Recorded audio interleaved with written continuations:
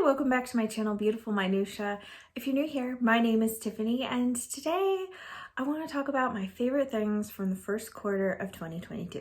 So I did this kind of video in December, or maybe January, to wrap up the fourth quarter of 2022, and last year I had done books. But then the fourth quarter I decided to add some other just favorite things that I enjoyed throughout the quarter, and a lot of you really enjoyed me sharing things beyond just bookish things, so I thought I would continue that into 2022. I have a lot of really random things on here, and then I have my top 5 books of the quarter as well. So let's go ahead and get started. The first thing I'm going to talk about actually are apps that I have loved. The first one of those is actually one I've been using for a while, but I did not mention it at all in my fourth quarter favorites video, and that's the app 1SE. That's for 1 second a day, and it basically lets you record 1 second clips every day, and then you can compile them into a video for a week, a month, a year,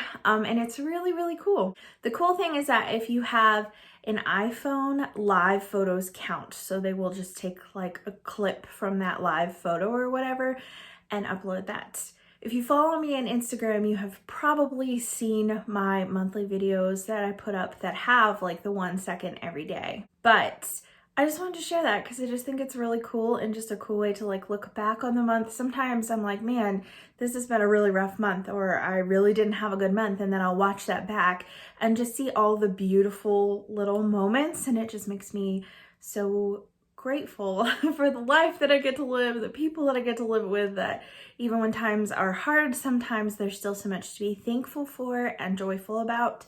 So I'm really enjoying that app. The other app is actually a foreign language learning app.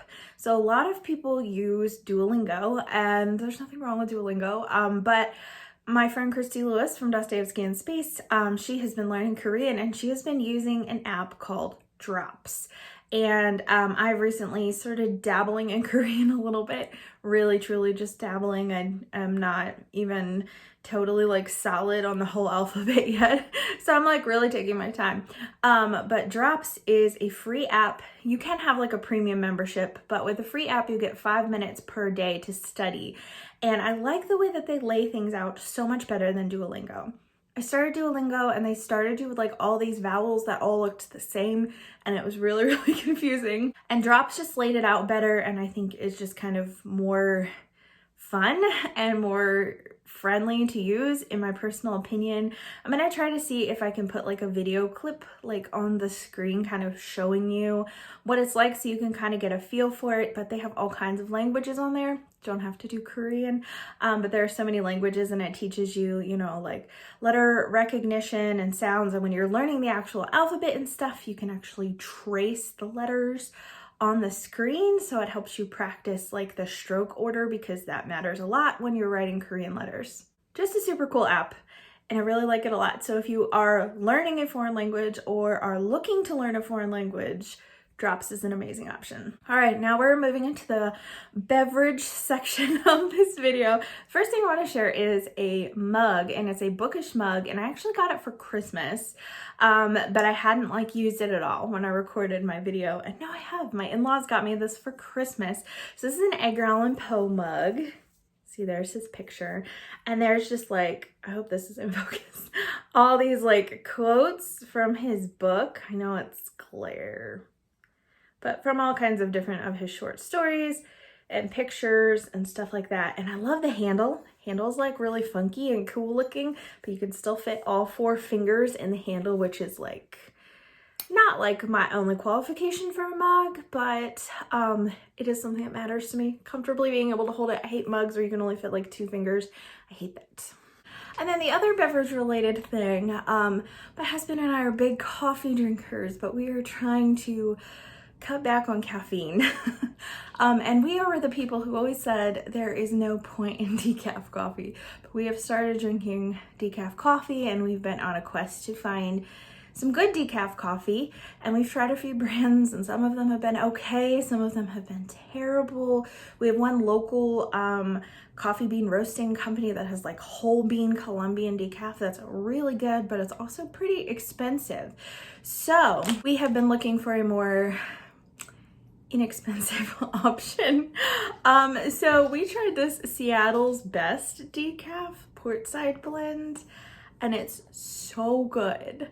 It's so good. Like, we love it so much. So if you're looking for a good brand of decaf to try, this is a great one. It's medium roast, so it's not super dark, although we tend to prefer darker roasts. So there's a lot of decaf that's more of like a breakfast blend variety, and those are just kind of like very mediocre for us. We really don't enjoy those very much, but this one is like dark enough that we like it a lot. So next up, let's talk like entertainment. There's a couple TV shows I want to mention. So the first one we watched as a family in January and basically binged it because we had like a lot of bad weather, a lot of things were canceled and stuff. So we had more time at home, and also we got really sick in January. So that was another reason we had a little more time to watch TV than normal. And that show is All Creatures Great and Small. This is like the new PBS show, and season 2 had just come out and we hadn't seen season 1. So we like flew through that show. We loved it so much. We got so attached to the characters. If you've been here for very long, you've probably heard me talk about All Creatures Great and Small, the book, and I've read like the first 3 books in that series. Love every single one of them absolutely to pieces, and they're just like my favorite comfort reads. So with the show, I was kind of like, I don't know. And they did change some things in the show from the book, but for some reason I was just like able to let go of it because they had enough of the very like specific situations, and they even had like Tricky Woo, which is like a dog that is in the show a lot, and the whole hilarious stuff with that. And yeah, if you like animals and veterinary stuff, then you'll love it. It's amazing.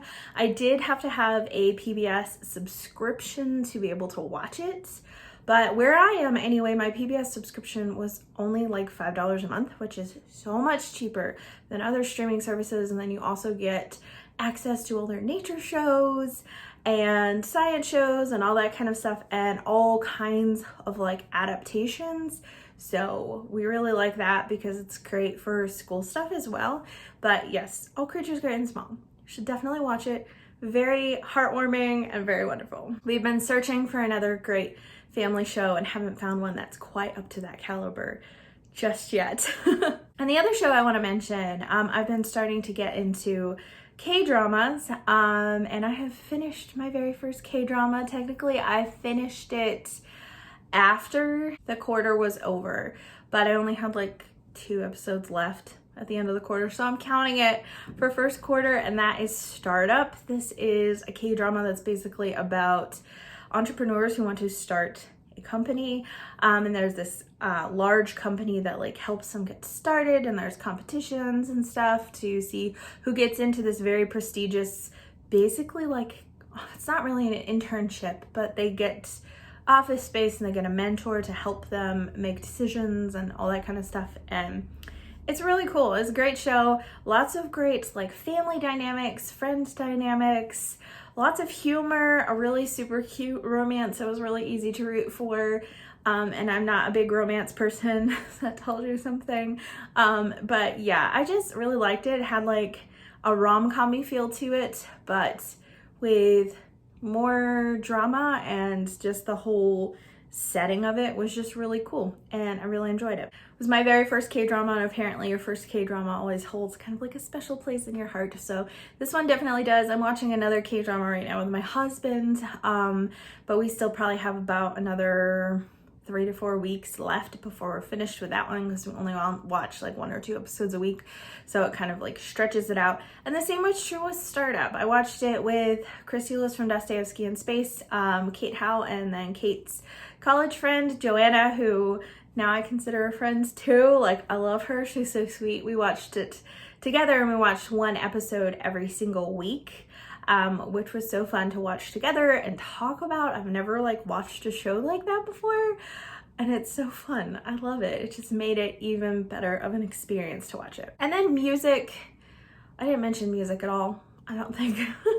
My last one, I guess like I've been listening to a lot of K-pop mostly, which I know is not surprising. For those of you who have been around, you know that we've been really interested in K-pop and that kind of sparked our study into Korean things in our homeschool, so that's really fun. My favorite band is definitely still BTS. I've kind of branched out into some other people, but BTS just like is my favorite. They're just wonderful and I really love them a lot. They're very wholesome, which is really fun to be able to listen to with my daughter, and it's not like every song is like about sex or filled with bad language because that gets old really fast. So let's dive into the books.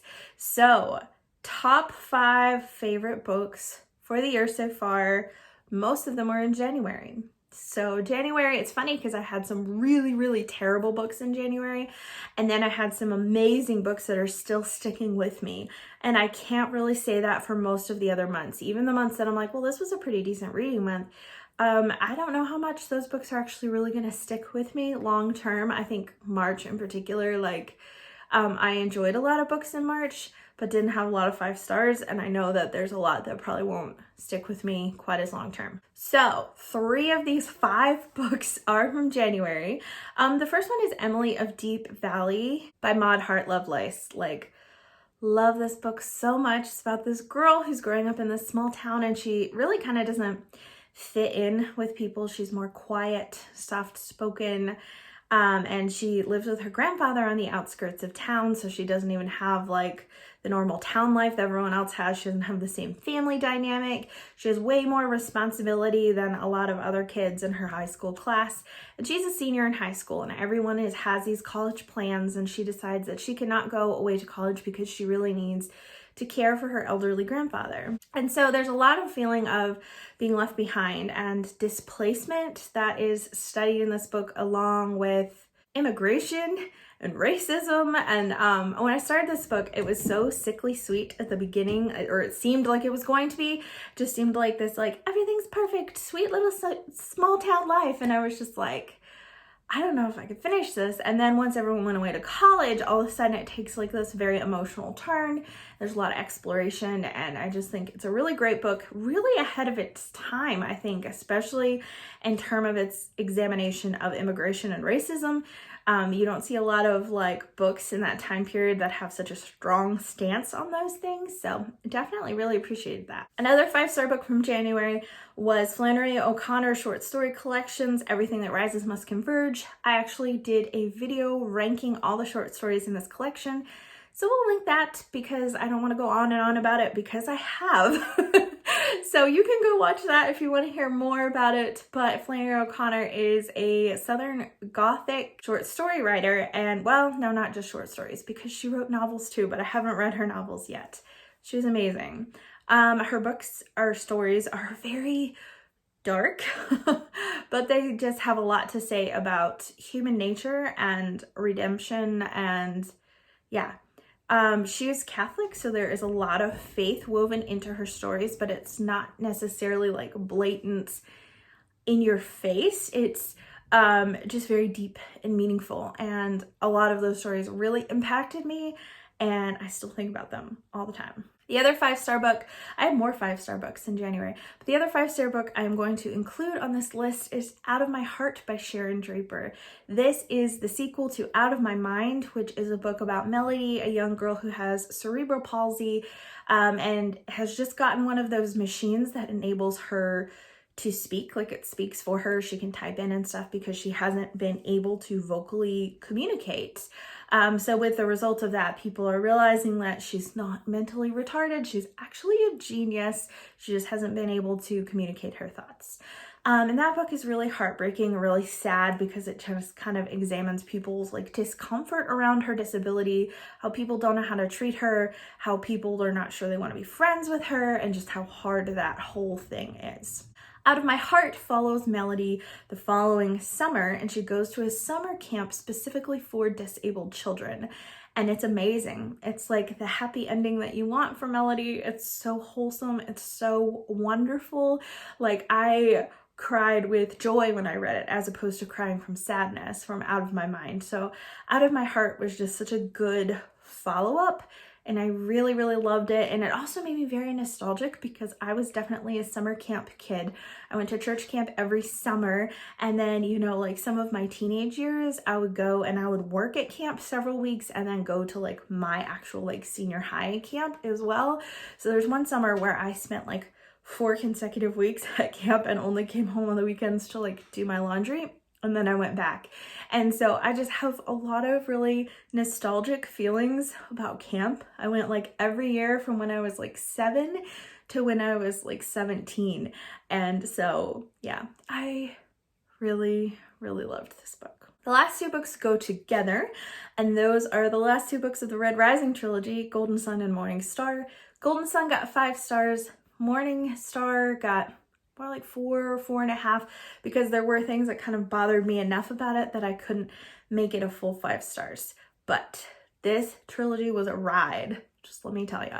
I did a spoiler-free review of the entire trilogy, and I'll link that so you can hear my thoughts because there's a lot more thoughts. Again, I don't want to like go on and on about books that I have done dedicated reviews to on my channel, so you can go watch that if you want to hear more thoughts. But it's a sci-fi trilogy that really involves classism and revolution, and those are things that I absolutely love in books. I've talked about before, one of my favorite things in fantasy books is when there's a political element, and apparently that's true in sci-fis too. And I have a hard time getting into sci-fis. So the fact that I really loved this tells you that it's probably pretty accessible for people who maybe aren't as into sci-fi or struggle with it more. And I know a lot of people who really like sci-fi who still love Red Rising. So I don't think it's like so entry-level sci-fi that you will not like it and not think that the plot is deep enough or good enough if you are familiar with sci-fis. At least that's the impression I get from people who love it. I know a lot of people who love it who are really into sci-fi. So it's wonderful. It's very dark, very brutal at times, but it has like a thread of hope and like a goal at it. So, you know, it's not, to me, it's not just like meaningless suffering, if you will. It really affected me a lot, and I think about it all the time, and I'm already like, man, when can I reread this trilogy? And I just finished it at the beginning of March. So I'm still just like, I just loved it so much. Well, that is it for my favorites of the first quarter of 2022. I would love to hear from you in the comments down below, or some of your favorite books that you read, maybe some other favorite things you might love to share. I love chatting with you guys in the comments. It's the most fun. Thank you so much for watching. If you like this video, please hit like and also subscribe so you can continue to see more bookish content from me, and I will see you again next time.